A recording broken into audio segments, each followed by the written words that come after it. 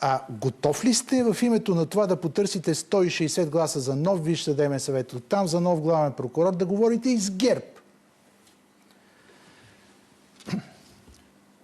Правосъдната реформа е необходима. Така че тук определено ще се търси мнозинство. Категорично. Възможно ли е с ГЕРБ срещу Пеевски? Вие да се съюзите?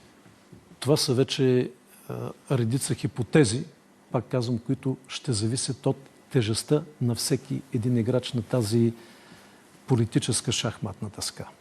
А време ли е вече да ни покажете вашия проект за промяна в Конституцията, който така гръмко обявихте на времето?